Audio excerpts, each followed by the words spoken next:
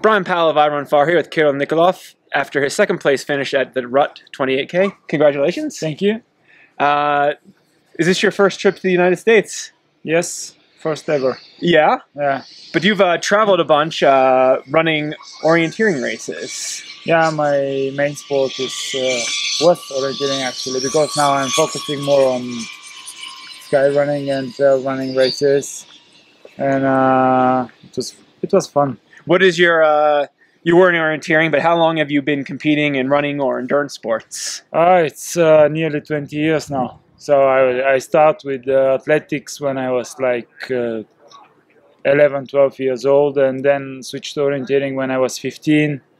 And I've been a professional orienteer till this year. I'm not sure about next year, but I think I will stop it. So let's see. Yeah. So how did you find orienteering? Because it's not a common sport. I don't know how common it is in Bulgaria. In Bulgaria, before the Soviet Union crashed, it was a really famous sport. Mm-hmm. The biggest events in Bulgaria at that time, they were gathering like 4,000 or 5,000 people. So we had some experience, and it's comparing to the other sports. Still, orienteering is not a small sport in Bulgaria. So quite many people are doing it. So. And when you started at 15, when did you become a professional? After my first World Orienteering Championship, I was because in orienteering you are in a senior class after 20. Okay.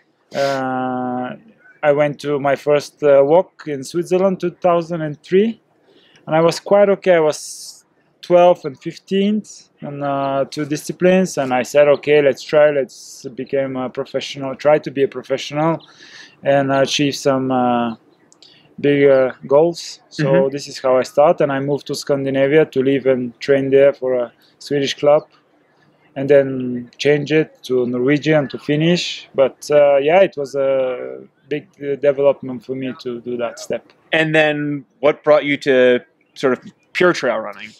I've been doing quite many running races in Bulgaria, not abroad, but in Bulgaria I very often take part to national cross-country championship. For some time. Yeah, and for mountain running championship. So I love it. I mean, running in the mountains, no matter if it is orienteering or running, it's really nice. And also where I live in Sofia, next to Sofia, there is a not so big but quite high mountain, over 2,000 meters. Mm-hmm. So it's really easy to reach and to run there. So I love it. And why have you started thinking about transitioning from orienteering to sort of pure trail running and sky running? Yeah, because of many reasons. I like to try something new, and a few years ago I started to do some projects in Bulgaria with the running. Mm-hmm.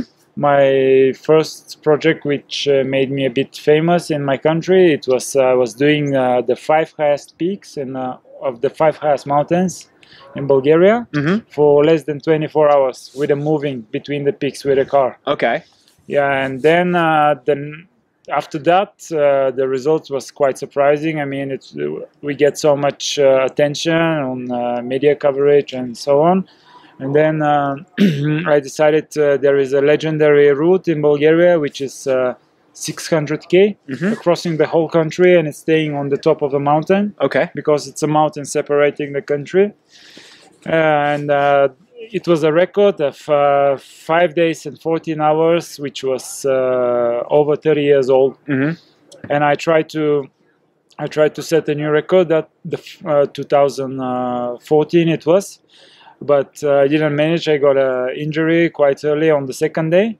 But then next year I tried again, and I set a new record of 4 days and 13 hours, which was really, really great. And this is how, I mean, the sponsors love it, and you need to live from something. I mean, orienteering is not that famous sport. Now, how do you train? Because you're competing in short orienteering races. Yeah. You're competing in something like this, and then you're running 600 Ks in a couple days. Yeah. The thing is that I love to do short races. Mhm. I mean, I like to run fast and but mostly I do a lot of intervals, no matter what for I'm training, even for long runs or Mhm. short runs or even for runs like this. I do a lot of uphill intervals, and that helps me. Also, I try to when I have a goal and a competition, I try to focus more on that. And if it is a flat race, I do more flat running, and if it is a mountain race, I do more mountains. But the truth is that I've been I guess which makes me good in uphill and downhill running is I've been living in a place in a town in Bulgaria which is also next to a mountain, and I've been doing a lot of running over there before I started to be a professional. Gotcha. Okay, so now this weekend, well, you ran the Dolomites race earlier this season, Yes. and you were in the teens I position-wise. was 13 in Dolomites. Yeah. Now, with a result like that, did you think you could possibly finish second here?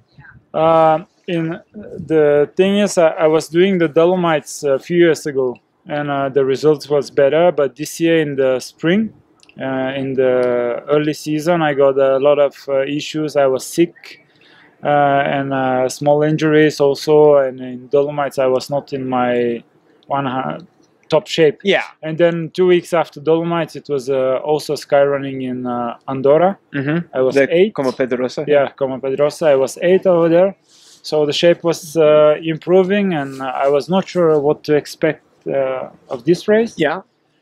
But I take it more seriously than I was doing it in Como Pedrosa. I came here a week before, also to fix the jet lag, Mm-hmm. and also to check the course, how it is. And I split it on 2. I ran it Monday, Wednesday. I was mostly recovering and taking it easy. Mm-hmm.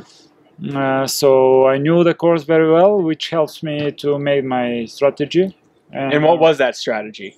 The strategy, because when I was running it a few days ago, it was really warm. Mm-hmm. And I said, okay, if it is this warm, I really need to not start too hard, to be prepared with the water, to have something to have some water with me, and to have enough energy gels, and to take before every uphill. Mm-hmm. And that was the strategy today, and it works. In the beginning, some of the guys, they start really fast, and I said, okay, let's see if they keep it to the end.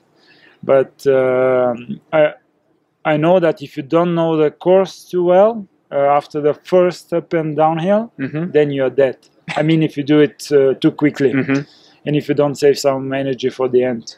So. And I was surprisingly feeling well at the last uphill, and I said, okay, today was good. I'm in a good shape right now, so I deserve the place where I was.